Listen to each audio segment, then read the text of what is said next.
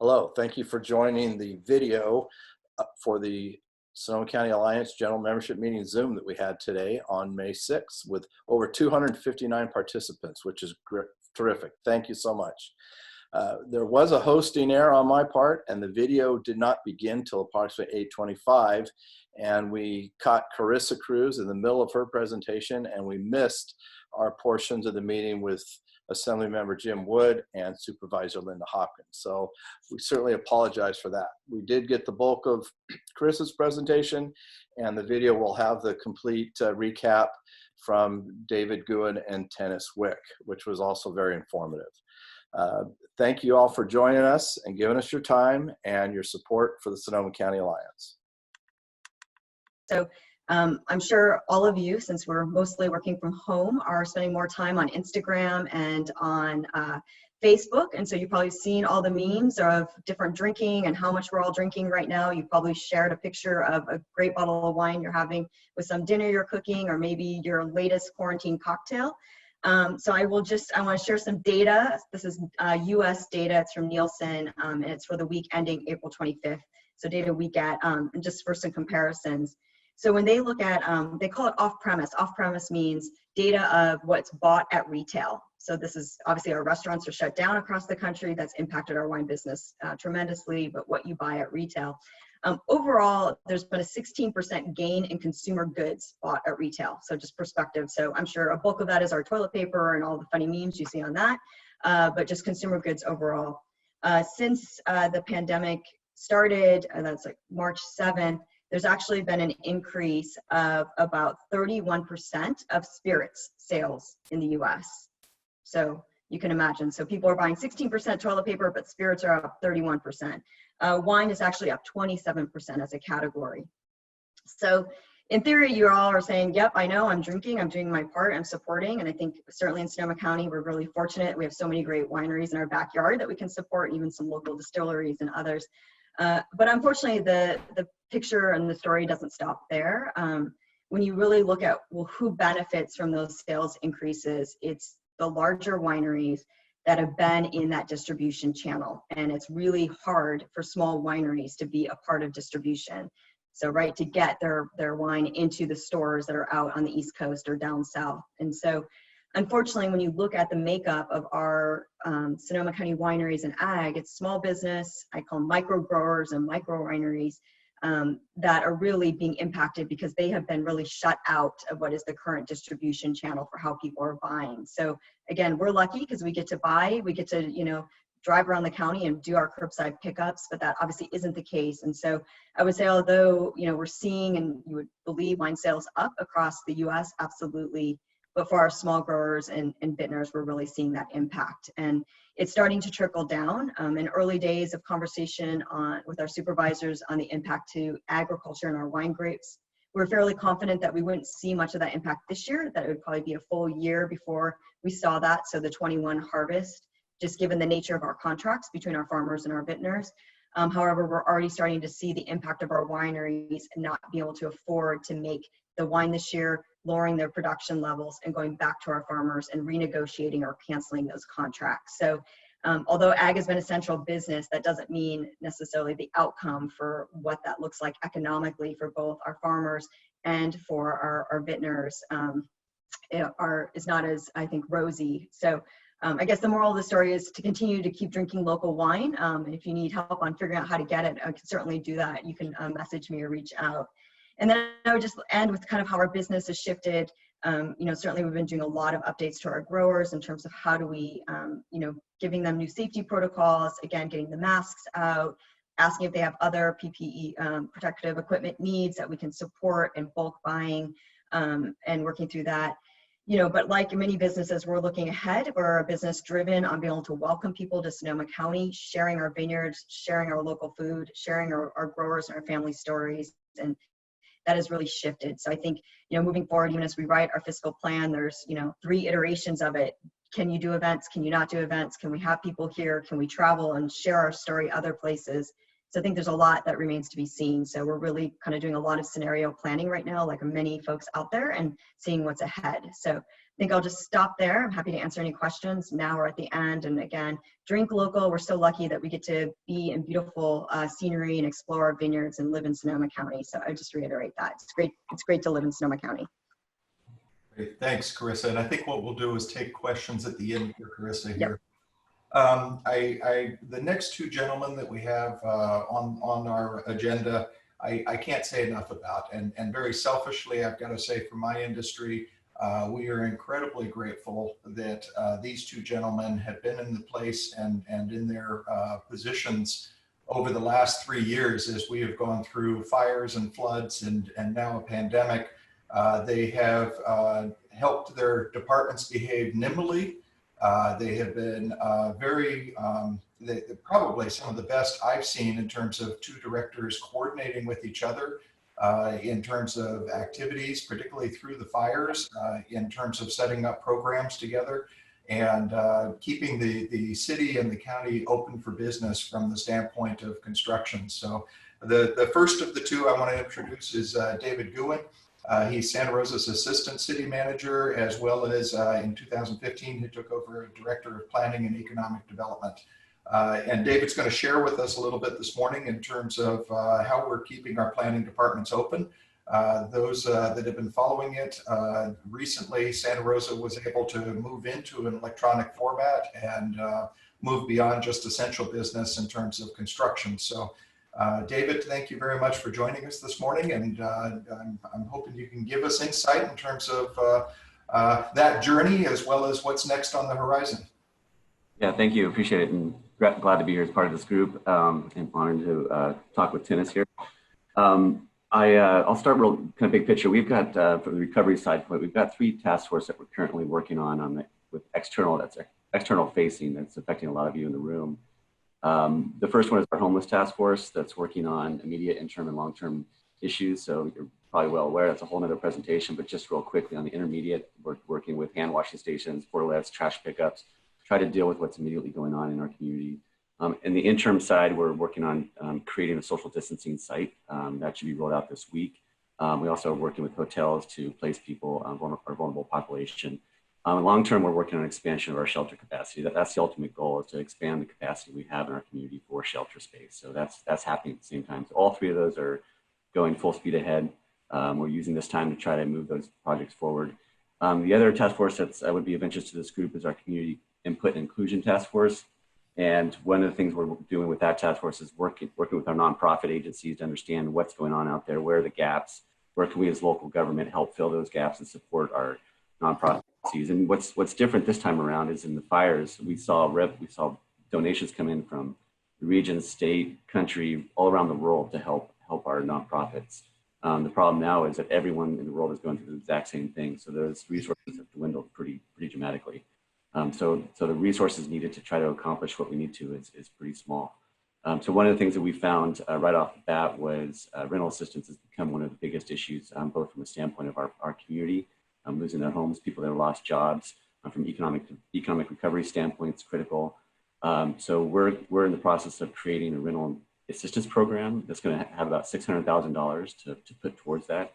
We'll be bringing that to our council on May 19th to roll that program out. So just a heads up on that. We're excited about getting that out to the community as quick as possible.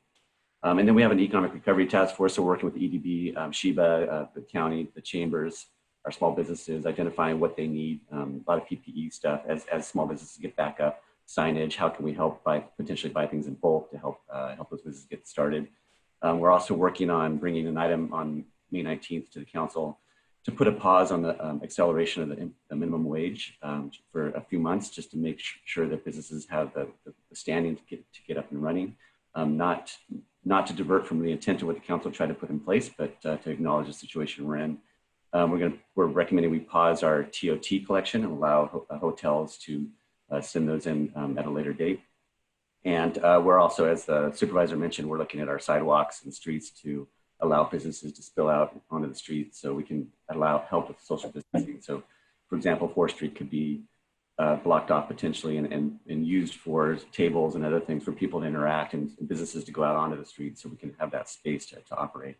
So we're looking at that this week as well. So that's kind of real quick on the recovery side. On the permit side that you talked about, Doug, we did go all virtual, so that we spent some time while we were after the shelter in place to convert our entire system to virtual. So everything we do is virtual at this point, similar to the county. So any permit we're accepting, any building permit we're reviewing and we're issuing. At the same time, we've got the downtown specific plan that's moving forward. So that's should be on the street. The EIR should be on the street in June, and adoption early this fall. And we kicked off our general plan update, our 2050 general plan update this past week. So things are still happening. And one of the things I did want to touch on is the volume work. I think there was some misinformation out there that nothing was happening when the shelter in place was shut down, but we actually haven't seen activity like this in some time. It's been incredible. I'll break it down into fire rebuild, but also the non-fire rebuild or non-fire construction housing projects. And on the rebuild side, we saw an interesting phenomenon that during basically a week after the shelter in place, we saw record numbers of inspections. So fire rebuild didn't stop. It went full speed ahead. So I think what happened, and maybe there's contractors in the room that could correct me, but it looked like a lot of contractors working on market rate projects that got stopped due to the health order moved over to help get some rebuild projects moving. Because about a week after the shelter in place, we saw over 188 inspections a day in the rebuild. So it was a lot of activity going on, all hands on deck to keep the rebuilds happening. We've got over 570 homes in Fountain Grove that are currently under over 400 homes in Coffee Park under construction today. So that's 800 homes that are actively under construction if you walk out there right now. So there were times in Fountain Grove that you couldn't even drive down the street. There was so much activity over the past few months. In terms of non-fire rebuild, we've got over 600 units of active construction on non-fire rebuilds currently underway. So example of that are the Sebastopol townhomes over on Highway 12. There's 197 townhome market rate units there. Kiwanis Springs Apartments, there's 120 units under construction off Kiwanis Springs Road. There's 70 apartments over the Kiwanis condos. Montana is a 100% affordable project off Dutton. Village Station, there's 102 units there being built. So a lot of activity currently underway, a lot of market rate and affordable units being built. The other interesting one is how many units are going through the plan review process. So we have over 1,800 units going through the plan review process right now. So we had record numbers of plans submitted at the end of last year. And we're issuing some of them actually this week. Dutton Flats is a good example, 41 units of affordable housing on Dutton. Round Barn Boulevard, the first phase is under construction. We're going to be issuing the rest of that project here. That's 229 all-electric townhomes that are going up on Round Barn that are being issued this week as well. 420 Mendo, 116 units. So a lot of projects currently being issued right now from the building permit standpoint. And then the exciting part is what's coming down the road, what's next. And we're starting to see a lot of activity. And during the past month or so, we haven't seen any let up on housing people pushing housing projects through the entitlement process. Of note, we've got over 300 units down on Santa Rosa Avenue and Yolanda of affordable housing. We've got the SMART site. I know everyone's curious about the SMART site. They're moving forward. We've been working with them over the past month. We should be seeing their concept design come in in the next month. So that's exciting to see. And then we've also have our first design review board virtual, which is going to be May 21st. This month, we're going to have a downtown housing project. It's 119 units on the corner of Santa Rosa Avenue and 3rd Street. So it'll be our first housing project on the square. It's a 7-story building, 119 units. It's on our website if you want to take a look at it. I can send you the link. But that'll be going through our expedited permit review process where they go through concept design review with our concept design review board, then zoning administrator, and then they could go get building permits. So if they're ready to go, that can move pretty quickly. So we're starting to see a lot of activity in the downtown all of a sudden. So that's a really quick summary of the activity that's going on. I'd be happy to answer any questions. And thanks for including me. Great, thank you, David. And you talk about the rebuilds. The fact that we are still knee deep in a crisis stemming back from 2017 and your department. I mean, just those are staggering numbers in terms of what's still involved with rebuild, and the fact that we are, you know, from a standpoint of rebuilding our community, still very actively involved with something that at this point is, you know, 2.5 years old, and we've had a couple of crises since then. Now, your rebuild department, how long do you expect your rebuild department to stay open to the public? We'll stay open until the last home's built. So it'll be, we're whittling down the number of staff, but we'll have that service until we get the last person home. Great, great. Well, thank you for sharing with us. I'm going to shift then over to our last speaker. And I want to say the last speaker we have, Tennis Wick, came from the private sector, was appointed the Director of Permit Sonoma. At the time it was PRMD. It has since changed names to Permit Sonoma. The Tennis, I want to commend, really, Permit Sonoma was right out of the gate, right after the shelter-in-place orders, very aggressive to getting to the electronic plan check format and also electronic inspections. And they did a great job communicating that with the community as well. And so I really want to commend them and point to that in terms of the leadership that provided to allow rebuild projects and other projects within the county to continue forward. Tennis, thanks for joining us this morning. Again, similar to David, asking you to take a look at and share with us a little bit about what's been going on behind the scenes in terms of keeping the building departments and planning departments open, and then also what's ahead for you. Well, thanks and good morning, everybody. I miss eating bacon with my friends at the Dirt and Rock table where we normally see each other. So our story is similar to my friend David's, just different jurisdiction.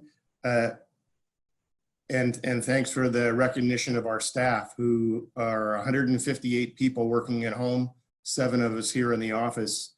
And within 48 hours, our poor tech team was running around to all these homes, getting everybody set up with 2 42-inch monitors and a hard drive, while their spouses were getting home and their kids are home from school. And I know all of us are going through this, but it did allow us to open 17 March. And since then, we've processed about 1,400 permits, issued about 900 of those, and have conducted about 3,400 inspections. All services, as David mentioned, are available: the permit center, permitting, and inspecting, and some policy initiatives I'll get to in a sec. So we thank our customers for investing in the community, continuing to do so, and investing in us. 12 May, this next Tuesday coming up, we will be bringing legislation to the board to extend all discretionary permits and maps for 2 years. I think it's going to take people a long time to go through the financial workout. We don't know what's going to happen with the second wave or multiple waves. So people need that time. Ministerial permit extensions. Right now, the building permit lasts for 3 years under state law, and only the state can extend that period programmatically. In David's shop and mine, we can go through case-by-case extensions, but through the Bay Area Council, we've asked the governor to extend ministerial permits for an additional 2 years as well. So any support you guys can provide would be helpful there. As David mentioned, we're working with economic development as well to come up with policies this week so that retail and restaurants in particular can use existing parking lots, sidewalk space in front, maybe even parking spaces for seating, because their business model is about to change radically. And if we hold them to the old way of thinking, they're not going to be able to get beyond 20% of their old business. So that'll be happening this week. And then we'll be bringing some measures before the board. Staff's working on these now to convert as many conditional uses to principally permitted uses as we can, without triggering environmental review, of course, and obviously honoring the general plan.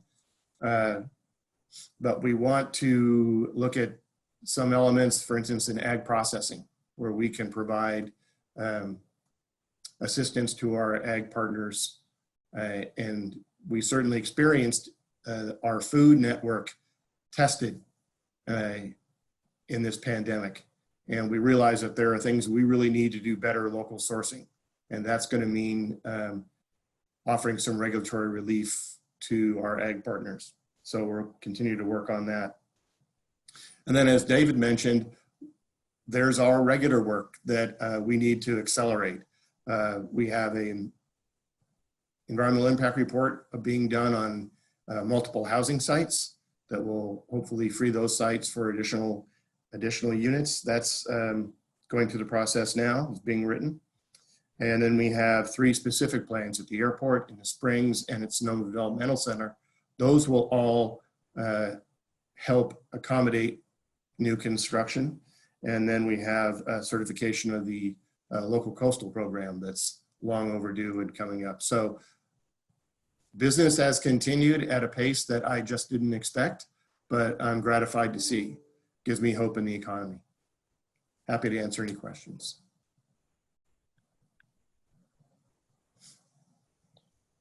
I don't see any questions on the chat. I know there was a couple of comments came through, maybe straight to me, but to David, any quick comments? I'll get you off mute here. Quick comments to homeless and the growth downtown, and since we've been under these sheltered orders, and how does that get reversed, or when does that get reversed, or what can we expect? Yeah, I think, as I can mention, this is probably a whole nother hour-long conversation, but there are legal requirements that we're bound by that we're working through right now. We're hoping to get some information out to the public as soon as possible. What we can take and what we can't do with our unsheltered population. But as I mentioned, we're not letting that stop us from identifying additional sites and other ways to address this issue. So the initial plan is manage in place until we can identify a site. Again, the sites should be rolled out here in the next week or so, this week probably, to help with that. But the real solution is going to be expansion of our shelters and expansion of the capacity. Because as Tennis mentioned, with businesses, it's going to be a new day for businesses in terms of operation. It's going to be a new day for business in terms of how we manage our homeless population in terms of our shelters. Think of the same social distancing issues. So we have to rethink how we're going to do this. There is money available through state and federal sources during this time. And so we have to work regionally. We have to work together to try to pool that money to do the best thing for our entire county. Jurisdictional lines don't really matter when we start dealing with an issue like this. Same as housing. So I think hopefully we can learn from what we did on the housing front and apply that regional approach to this issue as well. Doug, did you have a question you want to go? One of the things that I'd be interested in both of your takes. I mean, this is really upended what we normally think about in terms of building design. And have you started to see any of this reflected in discussions for drafts for new code, or working its way in a more permanent fashion into how we look at buildings for the public? Well, of course, everyone's trying to figure out, there are those people within the county government who said, oh, well, remote working is great. We don't need nearly as much space. And a number of department heads said, well, you really need to talk to individual staff members. Those people that 3 months ago were itching to work from home are contacting me and saying, boss, you got to get me back in there. I'm going nuts. I love my kids, but I'm not sure how much longer. So everyone's going through this whole change in behavior in their home life. And I know we're all having to manage virtually. And I'm sure we all, like me, this is exhausting, right? Just keeping morale up, maintaining communication is more of a challenge. So we are working on evaluating who's working well at home, who's not, who needs to be in, if at all, in the same physical space in the building at the same time, and then looking at rotating people back into the building. And beyond that, I don't know if we'll just adapt as we have to.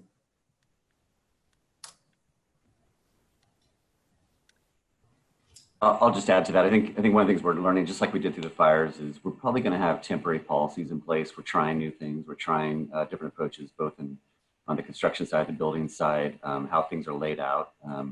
And my guess is that will probably turn into new policy and new code requirements. I think learning through this process, and I think that's okay. Hopefully we can test things out and use public spaces and ABC laws, changed during this process. Maybe those continue. We can allow cocktail pickups, which is kind of cool. All those type of things are probably going to change the way we do business, which is great. So. Yeah. Great. Brian, did you see any more questions that we should? No, just yours about this airport area specific plan. That was different Doug, but yes, Dennis, this one was directed to you here. The question that we received here in the chat was, who's in charge of the airport area specific plan? Project manager is Cecily Condon on our comprehensive planning staff, and she's working with Jane Riley, Scott Orr, who's our interim deputy director, and myself. So we expect that plan to be presented in July. Great. Good. Well, I want to thank you both for taking the time today to share with us everything that's going on. And again, thank you both for really the boots on the ground for the last 3 years. I don't think this was in your job description when this the last 3 years have been pretty amazing, but both your departments have been phenomenal rising to the challenge. So thank you for that. Couldn't do it without our business partners. Yeah, thank you all. Let me hand it back over to you, Brian. Do you want to give us a little bit of an insight in terms of what's coming up here for the Alliance in May? So just quick, I know we're short on time here. Yeah, I did a count by our June GMM. I'm going to be well over 100 Zoom calls. So somehow we need to the chart of pushing down the bubble. Maybe we can all figure out how to do that a little bit. I'll have a pretty thorough report in our e-blast on Monday since we're short on time. I do want to say the quick notes are transportation is moving quickly regarding a transportation measure in November regarding the Measure M sales tax, so watch for that. And certainly most of our conversations are all about recovery and how to get the most fastest, safest way possible. So that's our constant conversation every day. And if you have input, always give me a call. Certainly we don't want to do the full introductions, which has been our tradition. Hard to do at Zoom, so we'll save that till we get together again. But I do want to acknowledge everything's about membership and new members. So since we last met, we've got 4 new members. Mid-Penn Housing Group with Kimberly Stevenson joined as a business member. The Vanguard Property Office in Santa Rosa with Amanda Irwin as the contact as a business member joined. Melinda Scattina is a new individual member. And then Sean Madison representing the Arbol Residences post-acute care business membership. So, hey, things continue to grow. We appreciate everyone's support. Membership organization, we couldn't do it without you. And just give me any input you can to this GMM Zoom process, trying to keep it fast-paced and informative for you. So thank you very much.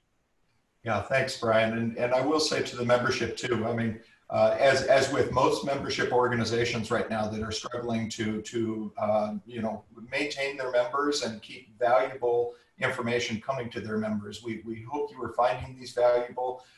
We hope you will continue to provide us suggestions as to where you think we can add value during this process while we're all in virtual space. And then also I wanted to let you know, we had the surveys that we had done with the membership last fall. I wanted to let you know that the Strategic Planning Committee is still meeting in virtual space. We're going a little bit slower than we had planned on. Needless to say, I think we're all finding, working in this environment just a little slower than our normal environment. But nonetheless, wanted to let you know that that survey information has been a backbone to a lot of the conversations that are occurring tied to the strategic plan. So sometime in the summer here, we plan to roll out some drafts of that. But again, thank you everybody that took the time to put in those surveys. We got a lot of good responses, a lot of good information out of it. And I just wanted to let you know it's not sitting on a shelf right now. It is a valuable backbone to the conversations that are occurring. So with that, thank you everybody for your time this morning. Thank you to our guest speakers. Greatly appreciate your time sharing your insight with us. And we'll look forward to seeing everybody in June. We'll have another good lineup for you. Have a great morning. Thank you, everyone. Bye, everybody.